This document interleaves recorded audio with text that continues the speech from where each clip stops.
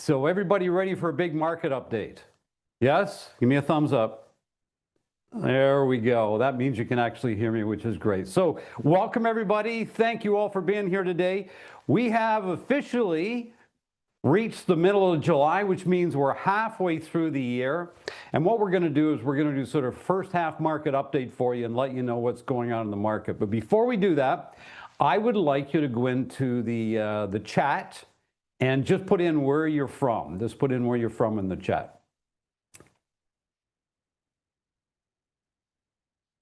Okay, great stuff. Montreal, Kingston, Langley, Markham, beautiful stuff. Man, it's going so fast. Oakville, saw a few Oakvilles. Newmarket, beautiful stuff. Sarnia, wonderful. Another one from Mark in Windsor, beautiful stuff. Okay, thank you so much for that. Now what I thought, Halliburton, I'd like to see that. Now what I want you to do in the chat, just sort of get used to the chat a little bit. Put in there, do you think the second half of the year is going to be better than the first half or slower than the first half? Just put that in, better or slower? Okay, a lot of betters, that's great. Okay, a couple slowers, same number of people the same. Okay, good stuff.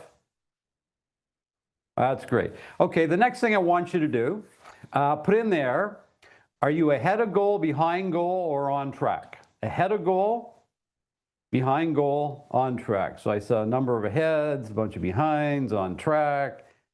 Okay, wow, is that moving fast? Behind. Obviously, there's more behinds, and I would say number two, I'm just guessing, is probably going to be on track. So, okay, listen, thank you for that. So here's what we're going to do. We're going to get started. We're going to bring up some PowerPoint for you. I'm going to take you through a whole bunch of numbers, sort of show you what's going on. Then what I'm going to do is I'm going to talk about sort of the forecast, what we suspect is going to happen over the next little while. Definitely the rest of this year, we'll give you a little forecast because actually Korea has just done a reforecast, which they tend to do every quarter as well. And then what I'm going to do is I'm going to talk about sort of three things that I'm going to suggest you might want to focus on over the next little while so you can close this year out very, very strong. So I'm just waiting for them to bring up the PowerPoint for me.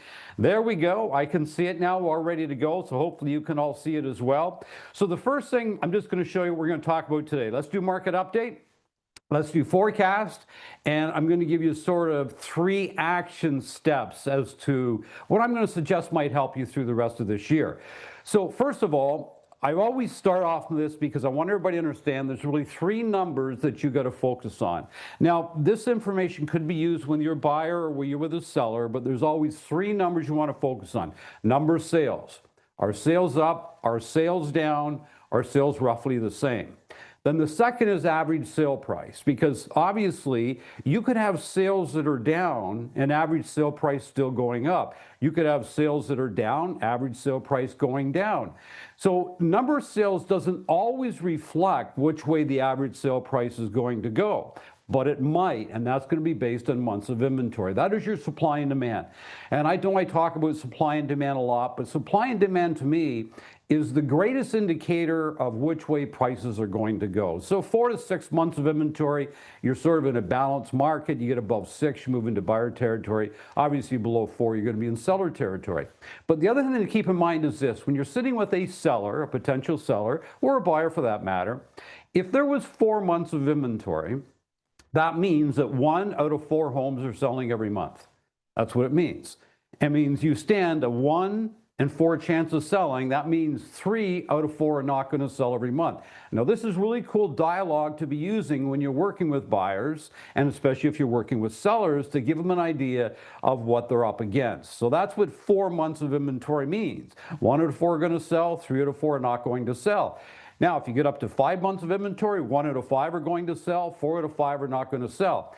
4 to 6 is balanced territory. So once we're in 4 to 6, we're going to be sitting in balanced territory. Prices might be moving a little, but they're not moving all that much. Once you get above 6, prices are going to start to weaken fairly quickly the higher you go. And of course, the lower you are, below 4 months of inventory, the faster prices are going to be rising. So that's what I mean by there is a possibility that sales could be slowing down, and Calgary would be a market where this is the case, but prices are actually still rising. So they're not doing as many sales right now as, say, they're doing at the same time last year, but the prices are still rising up because their months of inventory is down, and I'm going to actually show you those numbers. So always remember, when you're talking to buyers and sellers, here are the 3 numbers you want to focus on. Now, this is from Korea. They just released all the numbers. Actually, I think it was yesterday, and they come out on the 15th of July. And to give you an idea what's happening, as you can see, sales were up. Now, this is month over month by 2.8%. Now, that's a good number, and the reason I say that's a good number, because not very often are sales up in June over May. May is generally, if we just take the average year, May is usually a busier month than June is going to be. So to see them up at 2.8%, that is encouraging. Now, if we look at year over year, sales are up 3.5% year over year. Average sale price is down about 1.3%. And you can see we're sitting at 4.7 months of inventory right now. And by the way, that's up from 4.2 of June of last year. So when I see all these numbers, what do I see? I actually see a relatively balanced market right now. Now, this is across Canada. We're going to get into very specific markets in just a moment. We see that sales are creeping up a little bit, up 3.5% June of this year over June of last year. Got to admit that's good news. There's still a lot of uncertainty out there, and for us to be up 2.8% in June over May, I think is fantastic news. The other thing is you can see our inventory is rising a little bit at 4.7, and our prices overall, I would consider relatively stable. And this is what your prices look like. And by the way, you can get all of these graphs right here. This one I'm showing you came right from the Canadian Real Estate Association website. So if you want to use this content, you can. But you can see 2022, our prices peaked out. We get up, just above 800,000. So they peaked right out. And then after that, they've continued to come down. And we had another little, peak in there as well. But if you go right to the very end of that, you can see they've come down pretty substantially from the original peak. But right now we're sitting there just creeping down a little bit, but they're not creeping down that much. I do have a feeling they're going to stabilize over the rest of this year. But of course, we'll have to wait and see. So this is what I want to get into. Macro markets opposed to micro markets. I'm going to take you through sort of the markets across Canada, if you will. But what's important about micro markets and macro markets is this. I will say that we are sitting in a market that in my 40 years, as of yesterday, I've been in real estate for 40 years, that I've never seen markets performing the way they're performing right now. And what I mean by that is we have some very unique micro markets that are still performing very well, even in the slower markets. So let's say you go out to BC. BC right now is probably the slowest market across Canada, highest months of inventory that's happening. But then you get into sort of affordable detached properties, and they're still selling very, very well. You get into Toronto, condo market right now is diving. It is not in good shape, where again, affordable detached, semi-detached townhouses performing very, very well. The other thing is you look at micro markets, they could be property type. So condo is a micro market, detached is a micro market, semi is a micro market, townhouse is a micro market. But also, what about geographical areas?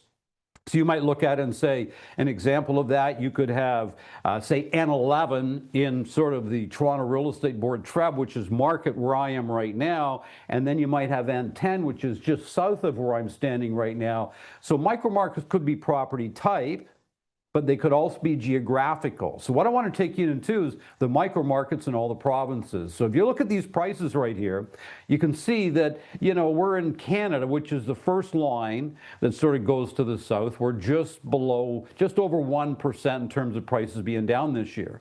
But then take a look what happened in BC. You can see BC is down, just over 4%. You can see Ontario, the other negative price, is down about 4%. But if you go across, look at Alberta. You can go to Saskatchewan. Okay, you can see what's happening. Manitoba doing very, very well. Quebec doing well. Newfoundland doing well. Nova Scotia doing well. PEI is doing well. And, you know, so you can go right across. New Brunswick doing really well. So you can go right across. You can see that, again, we're dealing with a tale of two markets here. So if you look at all of the provinces in Canada, except two, price-wise, they're doing very, very well. But saying that, sales in most of them have been lower in the last, say, 3 or 4 months than they were in the previous 6 months. But prices are still going up because months of inventory is very low, and I'll show you that in just a moment. But when you look at Ontario and BC, that's what's getting hit the most. Now, let me ask you this. When prices are going crazy and they're going up, who's going up the most? Guess what? Ontario and BC. So now guess what's happening? Ontario and BC, they're actually going down the most. Very common. We see this happen all the time. So when you look at this, you say, here are some markets where months of inventory give you an idea what's going on. So look at TREB. So we go back to 2023, we had 1.9 months of inventory. Now, 1.9 months of inventory, which way are your prices going? They're going up very quickly. Then in 2024, went to 3.8 months of inventory. So you can see just barely in seller territory. Because remember, 4 to 6 as we get into more balanced. And then, of course, get up to 5.1. Now you look at Greater Vancouver, 3.2, 5.6 in 2024, 8.1, okay, in 2025. So we know which way prices are going. However, remember, micro markets, you could have affordable detached prices still going up, condos coming down. See what I'm saying about micro markets? So when you're sitting with a buyer and you're sitting with a seller, you've got to know this and you've got to share this with them. Because what is sales? Sales is providing all the information that you can provide to help somebody make an educated decision. That's what sales is. And we've got to know this stuff because then you'll become perceived as an authority when you're sitting in front of a buyer or seller. But look at Calgary, the Calgary Real Estate Board. So back in 2023, 1.1 months of inventory. Then they went to 1.4 in 2024. Now they're at 3.1. So think about that. 3.1, which way are prices going? They're still going up. Not as fast as they were at 1.4 and not as fast as they were at 1.1, but prices are still rising. So that's what I mean. Sales can be weakening and prices can still be going up. Edmonton, 2.8 in 2023, 2.1 in 2024, and right now they're 2.4. So if you look at months of inventory, Edmonton's actually performing better than Calgary, but Calgary is performing better than Edmonton back in 2023. Interesting, right? So Calgary started to slow down more than Edmonton has actually started to slow down. So what is the forecast? I think Korea came out and they do sort of a reforecast on a regular basis, and they're saying that we're going to come in at 469,000 sales at the end of this year. And this was just reforecast, so this just came out, which you can see is going to be down from what it was we did last year, but up from what we did in 2023. Now, when I see this reforecast, and they keep reforecasting, they've had 2 of them now this year, and both of them have dropped down a little bit.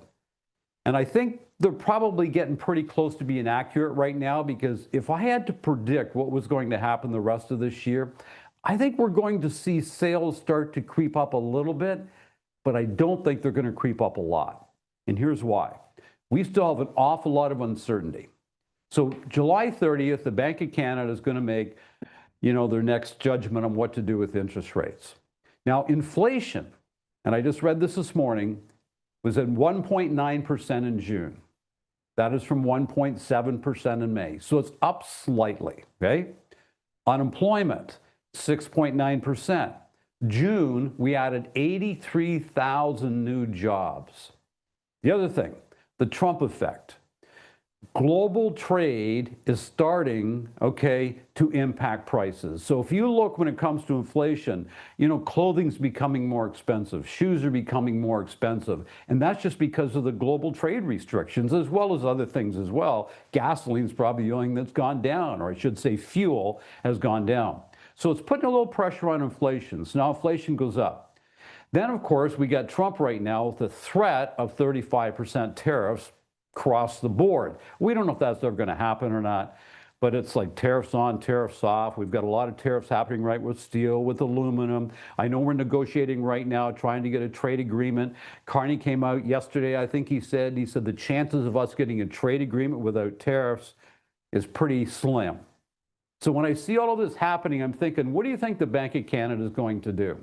Well, I would suggest to you the Bank of Canada is probably not going to adjust the rate in July. Now, maybe they will, in the future, but when I look at all of these numbers, I don't think they have a reason to adjust the rate, which means if they don't adjust the rate, then what do we have in terms of a market? We have more of the same. So if we go back, we had 7 rate decreases in a row. Like all of a sudden, they started coming down, coming down, coming down, coming down 7 times. And then what happened? We had new administration in the US. Trump comes in early this year. All of a sudden, all this trade talk and tariff talk, it starts going crazy. And then the Bank of Canada, the last 2 times, have kept rates the same. And I think because we have tremendous uncertainty, we see unemployment starting to go up a little bit. Thank God, or I should say, seeing rates go up a little bit. Unemployment stayed the same, actually went down slightly, but I still think the Bank of Canada is not going to have enough confidence to adjust the rate. So here's what I want you to do in the chat right now for fun. I want you to put in there, what is your prediction with the Bank of Canada? Are they going to leave the rates the same? Are they going to increase them? Are they going to decrease them? Just throw them in there for us. Love to know what you're thinking.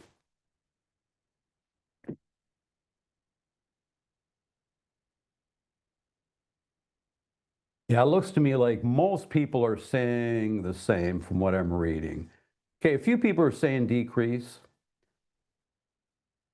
which is possible, but I think overall, right now, the consensus is we're going to have a hold on bank rates. So thank you for sharing that. Now, what do you think about this? I'm going to ask you another question before I continue with this presentation. So remember I said we've got sales numbers and then we've got prices. Okay, and it's sort of cool to play with this because I always say that the more we play with this, the more we really understand how it works, and we get months of inventory. So I asked you earlier, I said, what do you think is going to happen with the market? So if whatever market you're in right now, what I want you to do is I want to put the market you're in, and then I want you to put, what do you think is going to happen with sales numbers in the second half? Do you think they're going to be higher? Do you think they're going to be lower? So put your market, and then higher or lower or the same. Vancouver sales down, same. Okay, Toronto drop. Toronto higher. Sort of cool to get an idea what everybody's thinking here. So thank you. That's really cool sharing that. Okay, the second thing I want you to do is same thing when you put your market in there in the chat. And now let's talk about prices. So are prices going to go up? They're going to go down? They're going to stay the same? Because we got sales and we got prices. What do you think is going to happen? Down.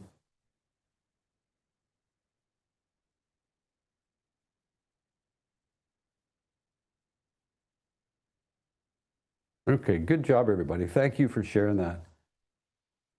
And you look at that, you can say, the people here would probably have a good idea what's going to happen in their market because they've watched what's happened in the first 6 months. And would you all agree? I tend to think we're going to have more of the same, maybe a slight increase in the second half, but we're probably going to have more of the same, and if any way, just a slight increase. That's sort of what I see happening nationally across Canada, unless we get a trade deal and unless all of a sudden, what happens, the rates start to go down. Because I think we have so much uncertainty that people are still afraid to make a decision. I think we got inflation starting to creep up a little bit. I think what we need is a trade deal. One way or the other, we need a trade deal to bring back some certainty, to the whole marketplace.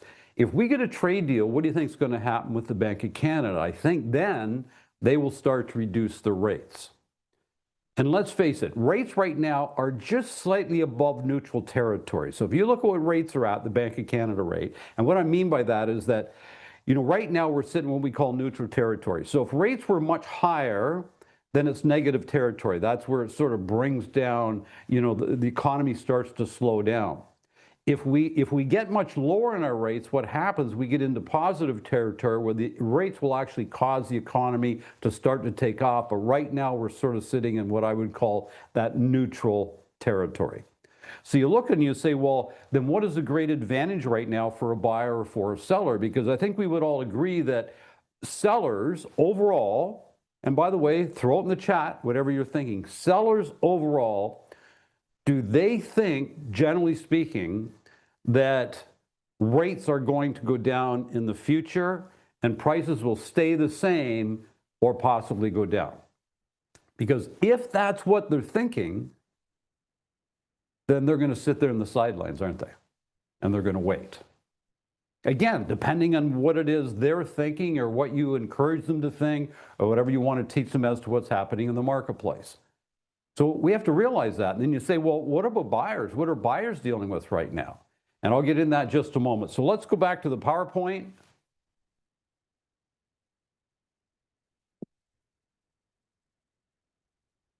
Okay, good stuff. So anyway, that's Bank of Canada. So here's my sort of takeaways that I think we need to focus on. So number one is this.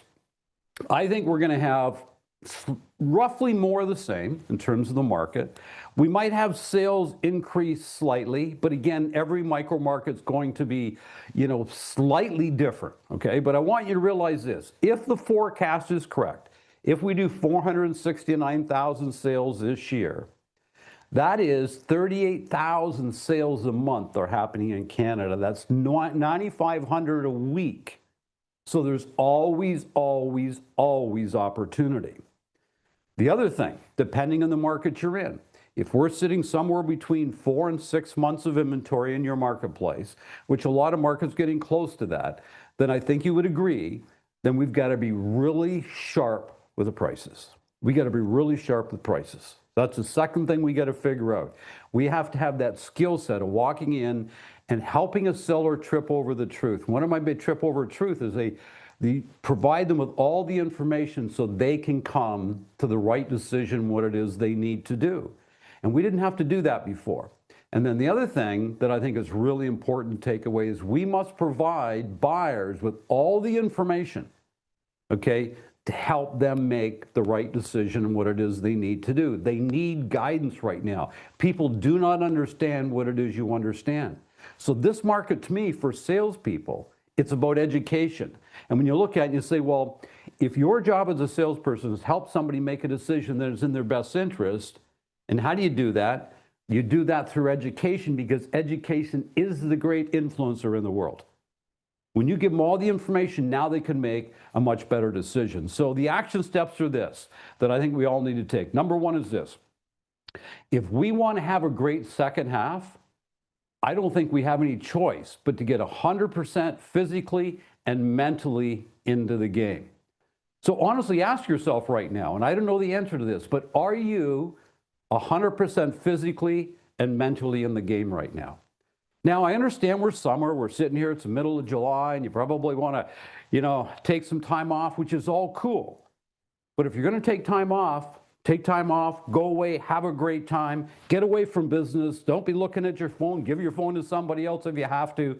But when you're working, you got to work. When we're off, let's be off. When we're working, we got to work. And the other part is get away from the drama right now. I'm telling you, everywhere I go, what's people talking about? All the drama, the drama, the drama, the drama. Oh, the market's so bad right now. It's so slow. It's so terrible. I just don't know. And, we're going on and on. Oh, Donald Trump's doing this and Donald Trump's doing that. Don't worry about it. Let's get to work and let's kick ass. I mean, kick ass for the next 5.5 months. That would be number one. Number two is this. Control the controllables. How much control do you have over the market? None. Control what you can control and let go of the rest. Imagine this. Imagine if you just focused on controlling your behaviors. So let's say what you're going to do is you're going to, start reaching out to people in your database on a regular basis. You're just going to check in with them, right? You're going to have something of value to offer them when you call. House sold down the street. House came up for sale down the street. Talk about what's going on in the market. How's your summer going?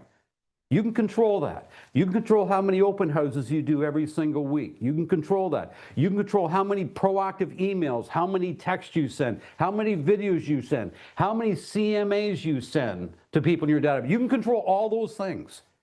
And let's say you're not where you want to be so far this year, then double your efforts. Double your efforts. Let's say an example you did. What you did in the first half of the year got you 12 transactions, and let's say you want to do 20. Well, guess what you need to do? Double your efforts, double your efforts, double your efforts, double your efforts. Like it's an illusion if you think you're just going to do, 20 in the second half of the year and 12 in the first half of the year unless the market changes. So control the controllables. In other words, get our asses to work and do what salespeople need to do. And the next one is this. Be consistent in everything you do. Be consistent in everything you do. I love this visual right here. This sort of motivation, people get all revved up and they get all motivated. Let's go, let's go, let's go, let's go, let's go. Right? And they take off and they rock and roll for 2 or 3 days or maybe a week. And then every week a little less, little less, little less, little less. But see, discipline is what it takes. That's what's down at the bottom. So think to yourself, what do I need to do every working day for the rest of this year? What is it? And just write it down. Well, guess what? I'm going to talk to 3 people every day. I'm going to send 3 proactive texts every day, 3 proactive emails every day, 3 direct messages every day. What do you need to do? I'm going to send 1 CMA every day that I work the rest of this year. And do that every single day. And don't worry about the results. Control your what? Behaviors. Because that's what's going to produce the results. It's always the behaviors that are going to produce the results. Okay, so those are the 3 things I would focus on. And also, I got another good idea for you. What about business coaching with RRI? So anyway, let me take a moment, tell you about this, and then we'll start to close out this particular call. So we have been doing this for 26 years. As I said, I celebrated 40 years in real estate yesterday. Absolutely blessed to be in this business for so long. We have now had over 20,000 people gone through our coaching programs. I've had the good fortune to speak to over 300,000 people. And I would say this, for us to still be in business, we must be doing okay. And I also want to say this. I don't want coaching to cost you anything. I want it to be free. I want it to be better than free. I want it to be an investment. So I look at it this way. So let's say you get involved in a coaching program like ours, and let's say it's $990 a month, which it is. And let's say that what you did is you had a coaching call, one-on-one call with your coach every 2 weeks. And let's say that on the opposite weeks, you get on what we call an impact call, which is a group call that I do with all of our coaching members on a regular basis. And let's say you come to our event in November, our 2-day Masters Academy, and then you go to Members Day the day after. You can't tell me that if you did that and every 2 weeks you set sort of short-term goals with your coach, that you're not going to produce way better results in the world. And I'm telling you, I don't want coaching to cost you anything. I want it to be better than free. I want it to be an investment that gets you a massive return. So if it's something you'd like to talk about with our team, you can just book a call right here, book a discovery call. You just go to that. We'll also probably send you a link out after, whatever the case is. And book a call, find out what it's all about. But here's what I can tell you. The advantage we offer is, number one, it's customized to every single member. So we're always working with every member in something else. We have all of the plans to produce all the results. The content is incredible. The community is wonderful. We share all the best ideas. And we're Canadian, everybody. And that's why I'm doing a Canadian market update. So if you're interested, go ahead and grab your phone. Go on the QR code there, book an appointment with us. If there's anything else we can do for you, let us know anytime. You can just call the office. You can email jamie@richardrobbins.com. And I want to say thank you all for being here today. And I look forward to seeing you whenever I see you. And remember, everybody, it's a beautiful life. Make it count.